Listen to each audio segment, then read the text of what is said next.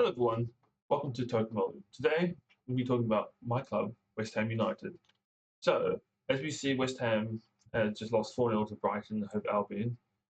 This brings us to a point, is it the point for Moyes out? I personally think it is.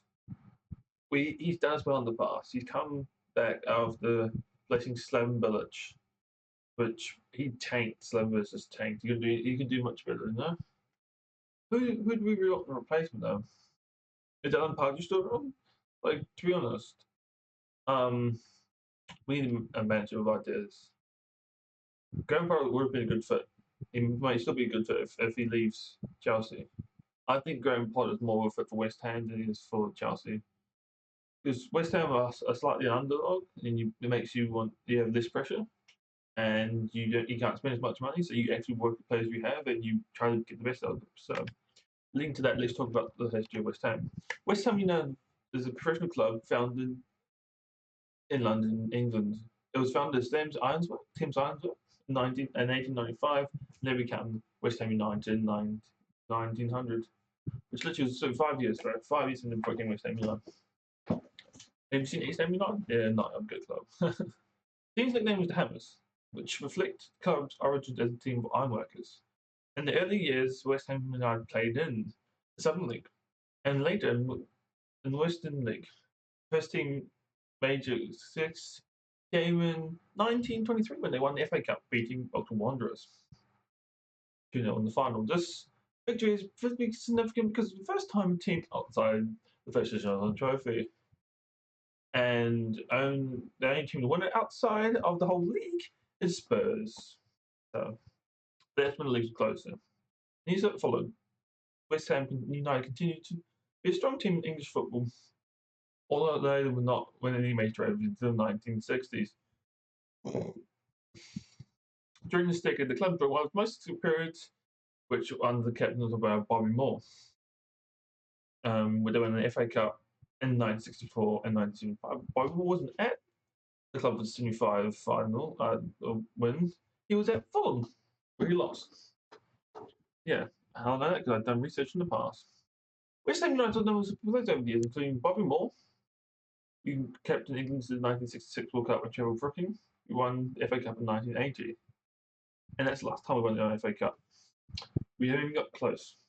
In recent years, Houston United's going to be a team. Let's just talk about the managers for a second. Ron Greenwood.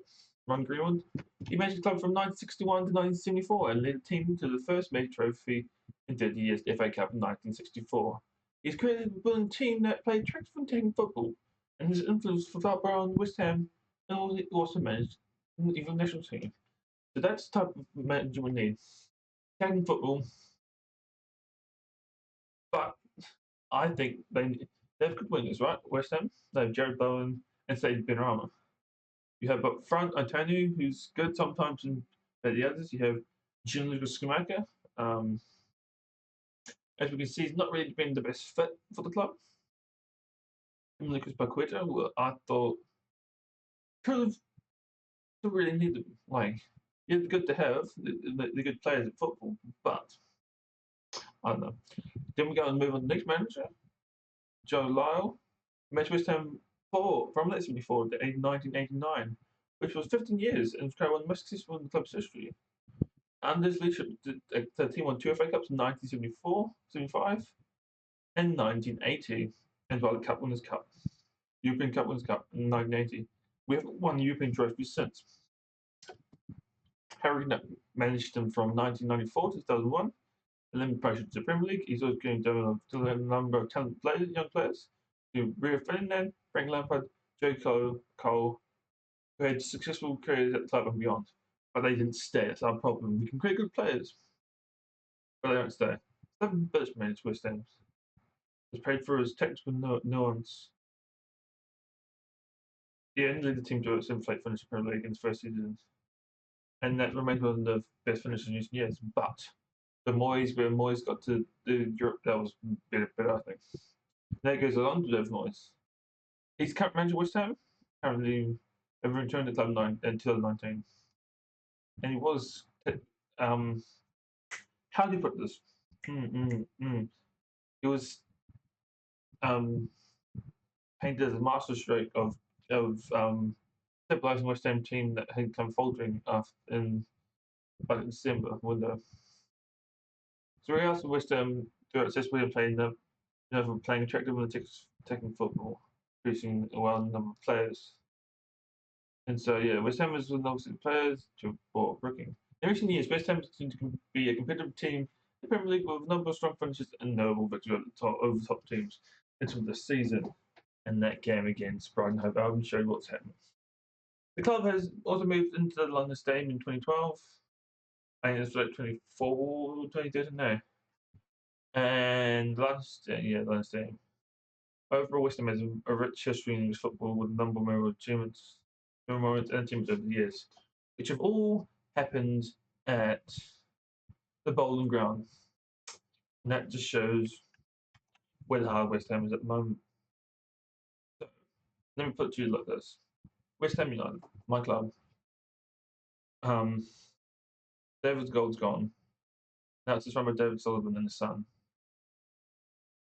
What's going to happen now? Anything is possible. Is it time for him to sell the club? I don't think it is. But I think it's time to sack the manager. I like David Moyes. Don't get me wrong, but there comes a point where we've lost this many games in a row that you've lost the dressing room and you will never be able to get back. And you see it in the face of Declan Rice. You see it in the face of Alphonso Areola, and you can see that last goal. You see it in the face of our defenders and the whole team. You see that they've lost the confidence. Gone. It's shot to pieces. Love you, David Moyes, but it's like Chris Wilder. You get to a point where it's time to go. So thank you guys for watching Talking Melody. My thoughts on West Ham and a little bit about the history and yeah, thank you and goodbye. Look at my beard. Shocking.